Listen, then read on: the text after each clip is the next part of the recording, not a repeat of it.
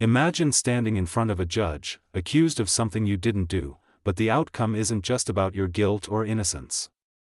What if the judge's decision was clouded by something much deeper, racial bias? This isn't just a hypothetical situation, it's a real-life drama that unfolded. Judge, accused of something you didn't do, but the outcome isn't just about your guilt or innocence. What if the judge's decision was clouded by something much deeper, racial bias? This isn't just a hypothetical situation, it's a real-life drama that unfolded in the courtroom. What happens when a black man is fined by a racist judge, only to have the truth revealed in the most shocking way? Stick with me, because what happens next will leave you speechless. This is... Didn't even give him a chance to explain, dismissing his defense with a cold shrug.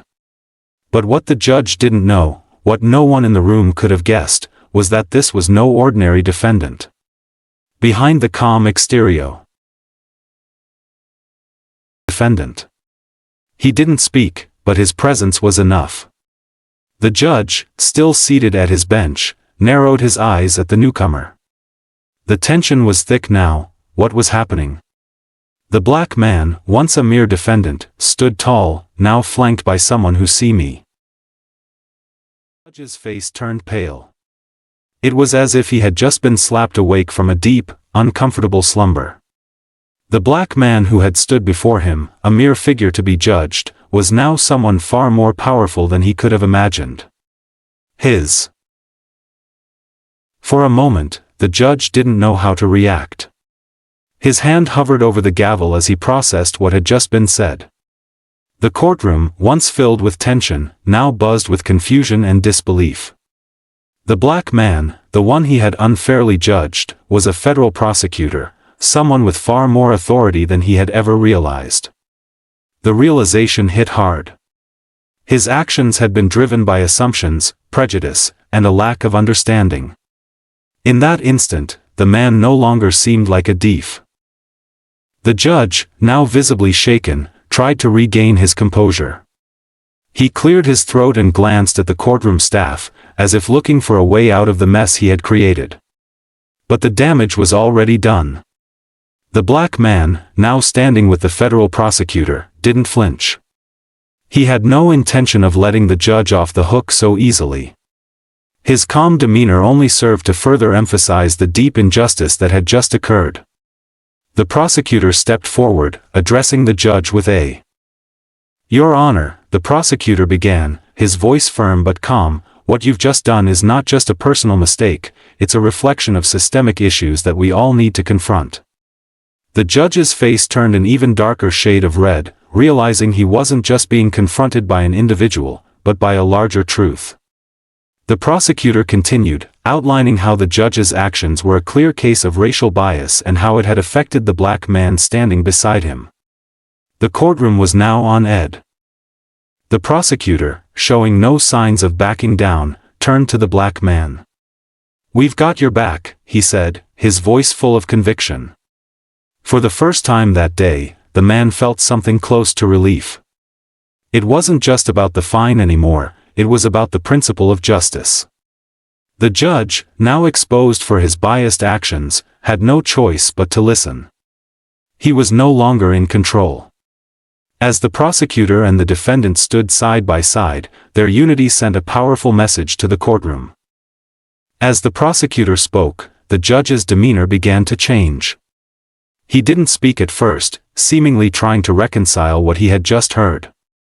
He glanced at the defendant, who stood tall, unaffected by the previous insult. The judge's voice was shaky when he finally spoke, admitting that the situation was far more complicated than he had initially believed. He asked the black man to stand before him again, and this time, it wasn't as a defendant. This time, the judge was acknowledging his mistake. The prosecutor then turned to address the courtroom, his words hitting hard. "What we witnessed today is a reminder of why we need to hold those in power accountable," he said, his gaze sweeping over the room. "It's not enough to just follow the law, we must also be aware of the biases that shape our decisions." The room sat in silence as his words sunk in. The judge, visibly humbled, began to retract his earlier decision, offering an apology to the black man. It was a step, a small but signify. As the judge apologized, there was a brief silence in the room. The black man, still standing tall, didn't immediately respond. He wasn't looking for a simple apology. What he wanted was a deeper reflection of the bias that had shaped the entire ordeal. The prosecutor turned to him, silently acknowledging the complexity of the situation. It wasn't just about undoing one wrong, it was about a justice system that had failed to see beyond the surface, to understand the deeper issues at play. The judge, realizing the gravity of the situation, began to shift his stance. "I understand now," he said slowly, his voice tinged with regret. "And I know this is not enough." He looked directly at the black man, his face full of genuine remorse. For the first time in what felt like forever, the judge seemed to recognize the humanity of the man standing before him. This wasn't just a case of right and wrong. It was about acknowledging a history of prejudice that had been overlooked, dismissed. The courtroom, once tense and filled with judgment, now carried a different weight. The judge's words hung in the air, each one more meaningful than the last. Yet, the prosecutor wasn't satisfied. He knew that apologies could only go so far. True change required action, and he wasn't about to let this moment slip by without pushing for real progress. "This is only the beginning," the prosecutor said. "This incident is a wake-up call for all of us. We cannot allow such bias to continue, not in T." The black man, now with the federal prosecutor by his side, looked toward the judge. His gaze wasn't one of anger, but of understanding. He knew that this moment wouldn't just change his life, it had the potential to spark a much-needed change within the system. But he also knew that change wasn't something that would happen overnight. It would require constant vigilance, pushing back against the biases that had been allowed to thrive for so long. As the judge asked for the fine to be revoked, fine reversed, the courtroom began to stir. People were beginning to whisper to each other, some in disbelief, others in awe.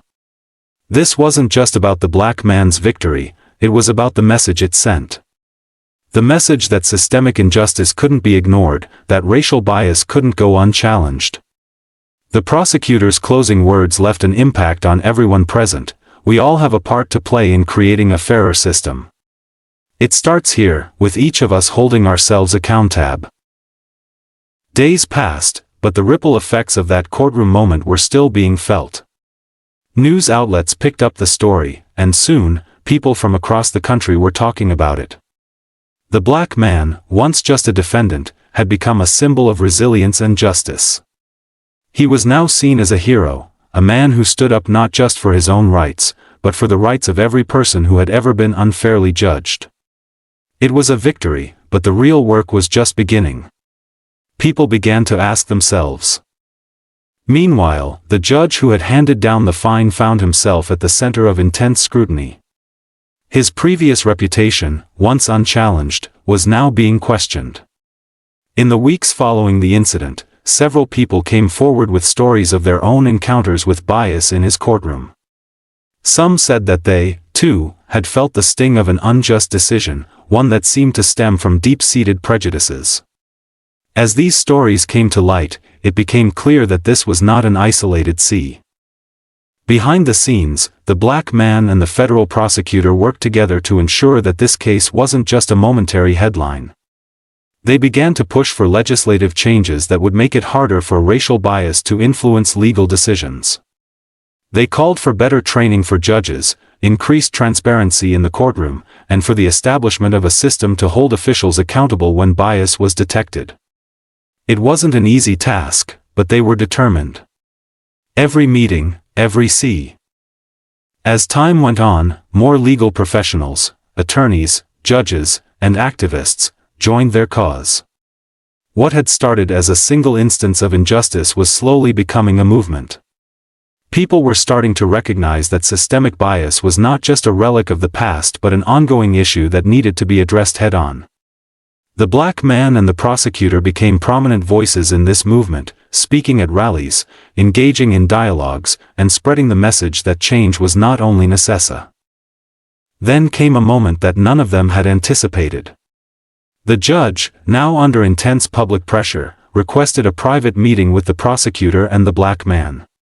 He seemed genuinely remorseful, no longer defensive but asking for guidance. "I've made mistakes," he admitted, "but I want to do better.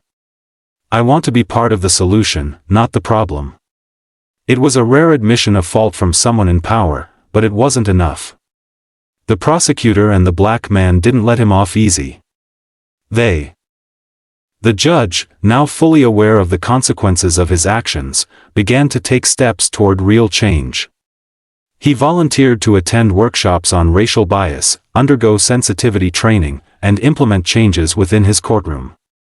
He even publicly acknowledged the need for reform in the justice system, vowing to hold himself accountable and to work toward eliminating bias in every case he presided over. It wasn't a perfect solution, but it was a start, a commitment to acknowledging the issue and Meanwhile, the black man and the prosecutor continued their campaign for wider reforms. They knew that changing one judge's behavior was only part of the solution. The real challenge was creating a system where bias would no longer be tolerated. They began working with lawmakers, pushing for policies that would increase oversight and accountability in the legal system. They also focused on educating the public, raising awareness about the prevalence of racial bias in the courts, and showing how. Their efforts gained traction quickly. Grassroots movements started popping up in cities across the nation, demanding fairness and equity within the justice system. People who had long felt overlooked and unheard now found their voices. They were no longer willing to accept the status quo.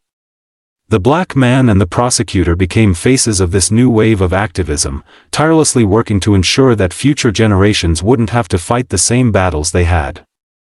The story of that one courtroom. As the movement grew, the black man and the prosecutor were invited to speak at conferences and public forums. Their message was clear: the fight for justice wasn't just about correcting individual wrongs, it was about creating a society where fairness, equality, and dignity were the foundation of the system. And as they spoke, they saw more and more people join them, from legal professionals to everyday citizens who had experienced their own encounters with injustice. What had started as months passed, and though there was still much work to be done, the progress was undeniable. Some of the policies the black man and the prosecutor had championed were beginning to take effect. Judges across the country were undergoing mandatory bias training, and transparency in courtrooms was becoming the norm. The story of the racist judge and the federal prosecutor had become a symbol of what could happen when individuals stood up against injustice. It proved that change was possible, and as the months went by, the movement that began in that courtroom continued to grow stronger. The judge, who had once been a symbol of prejudice and bias, now found himself a reluctant advocate for change. His role had been pivotal in starting a conversation about racial bias in the courtroom, but he knew the journey wasn't over. His commitment to reform had earned him some respect, but the real test was whether his actions could truly change the system.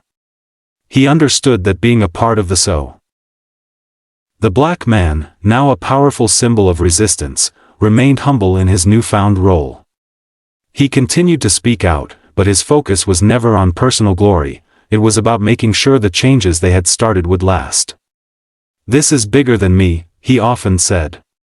"This is about ensuring that future generations don't have to fight the same battles we fought." His words resonated with those who had witnessed his journey and with countless others who had felt the weight of discrimination.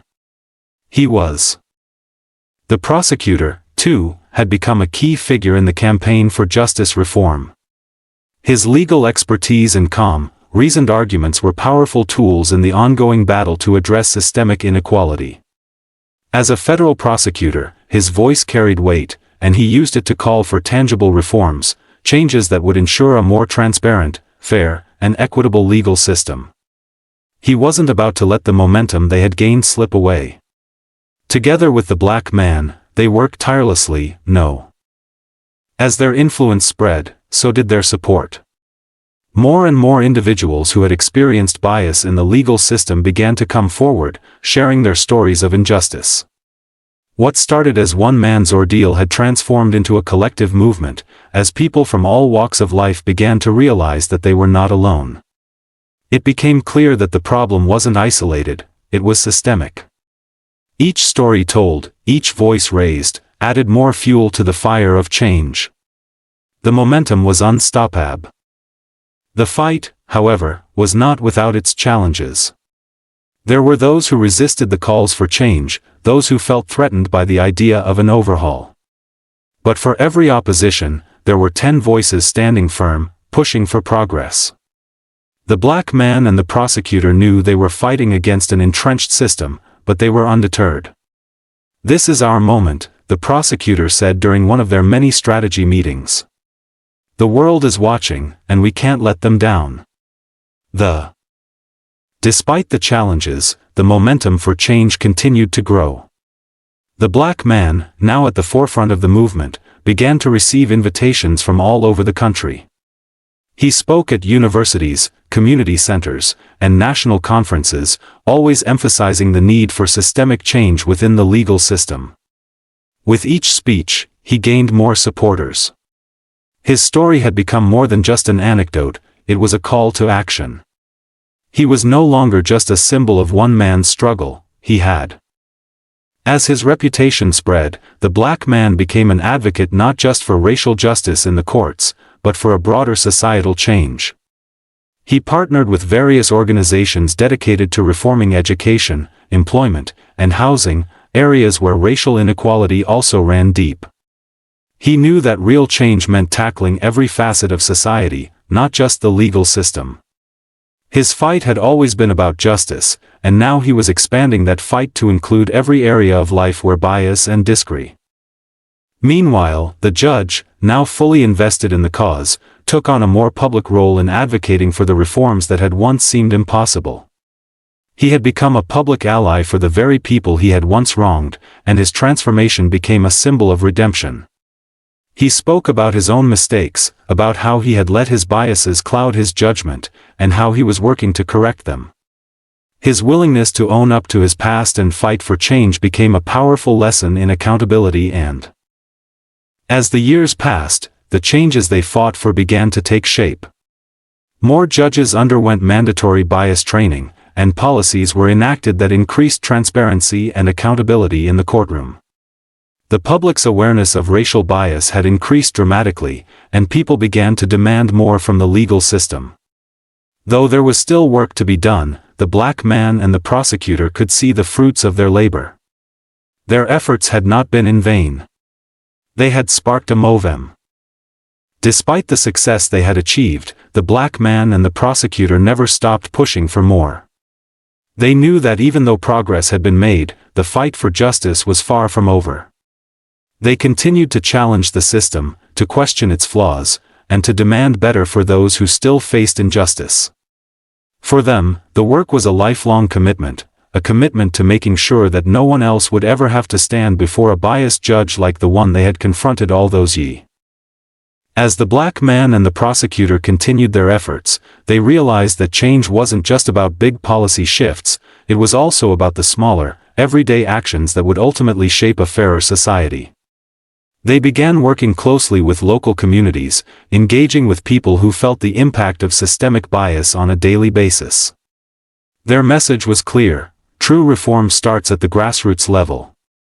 By empowering individuals to speak up and take action, they hoped to create a world which. The impact of their work began to ripple out in ways they hadn't anticipated. Schools, businesses, and even local governments started adopting the principles they had fought for: diversity, equity, and inclusion. The black man's story was being used in classrooms as a case study in overcoming adversity and fighting for what's right. Students were learning about the dangers of racial bias and how to confront it head-on. His name was becoming synonymous with resilience, and his influence was felt. Even though the black man's victory in the courtroom had sparked the beginning of this movement, he remained humble. He often reminded people that the credit wasn't his alone, it belonged to everyone who had stood beside him. He emphasized that the work they had done was the result of a collective effort, and that real change couldn't be achieved by one person alone. As he traveled the country, meeting with leaders and community members, he urged others to continue the fight for justice, to end.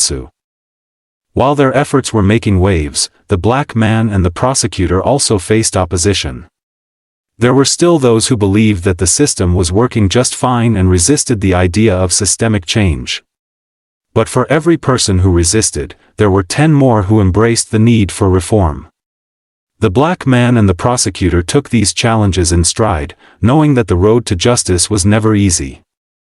They continued to push forward, even when it felt like they were facing an uphill battle.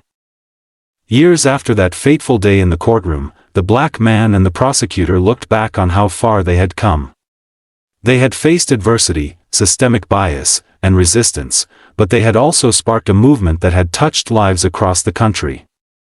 Their work was far from over, but they knew they had made a difference. In that moment, they understood that the fight for justice wasn't a one-time battle, it was a lifelong commitment. And they were ready to continue that fight, for as long as. One evening, as the black man sat down to reflect on everything that had transpired, he realized something profound: this journey had changed him too. He had entered that courtroom as a man fighting for justice, but he had become so much more. He was now a leader, an advocate, and a symbol of strength for a cause far larger than himself. The prosecutor, too, had undergone a transformation. What started as a professional obligation had grown into a personal mission. Their partnership, forged through. Despite their many accomplishments, both the black man and the prosecutor knew that the road ahead was still long. The fight for true justice had only just begun, and the changes they had started would require continued vigilance and effort.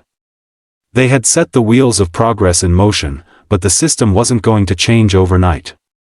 The black man continued to speak at events, while the prosecutor used his position to advocate for policies that would make the legal system more transparent and. The movement they had started had gained global attention. Activists from all over the world were now reaching out, sharing their own stories of racial bias in their country's legal systems. What had begun as a local struggle had become part of a worldwide push for racial equality and justice. The black man and the prosecutor had unknowingly become part of a larger conversation about human rights, and they were humbled by the impact their story had on others. The fight for justice was no lunge. Even as they faced setbacks, the black man and the prosecutor refused to give up. They knew that change didn't happen all at once, but with each small victory, the fight for justice grew stronger.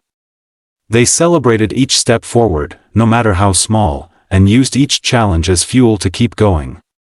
They had learned that the path to justice wasn't always straight, but it was always worth walking. Every conversation, every courtroom battle, and every individual who stood up against injustice grew. As the years passed, the black man and the prosecutor began to see the fruits of their labor in more tangible ways. New legislation was passed, courts became more transparent, and communities felt safer knowing their voices mattered. But the most important change they witnessed was in people's hearts. There was a newfound understanding that racial bias wasn't just an individual issue, it was a societal problem that needed to be addressed. And with that understanding came hope. Hope that one day. As time went on, the black man and the prosecutor continued to push for reforms in the legal system. They had become more than just figures in a single courtroom drama, they were leaders in a national movement for justice. Their combined efforts led to new initiatives aimed at eliminating bias from the courts. The work was never easy, but it was always meaningful. With each new policy implemented and every case won, they knew they were inching closer to their ultimate goal, a system where One of the most important lessons they had learned through their journey was the power of collective action. They knew that true change could never come from one person alone. It required the work and dedication of countless individuals, all committed to the same goal. They had witnessed firsthand how one person's courage could inspire others to stand up, speak out, and demand better. The black man's story had sparked the fire, but it was the support of an entire community that had fueled it. Looking back on everything, the black man couldn't help but feel a deep sense of pride. The courtroom he had once entered as a defendant had become a symbol of change. The judge who had wrongly fined him had become an unlikely ally. Together with the prosecutor, they had worked to dismantle the systems of bias that had been allowed to flourish for far too long. They had made their mark, and while the work was far from finished, they could see the tangible effects of their efforts. Lives were being. The road ahead was still filled with challenges, but the black man and the prosecutor were prepared for whatever came next. They had built a network of supporters, allies, and advocates who shared their vision for a more just world. Every day, they saw the difference they were making in the lives of people who had once felt powerless. They had ignited a movement, and now it was unstoppable. The momentum was too great, and the desire for change was too strong. In the end, the black man and the prosecutor understood that the battle for justice was ongoing. It wasn't just about fixing one case or one courtroom, it was about creating a world where equality wasn't an aspiration, but a reality.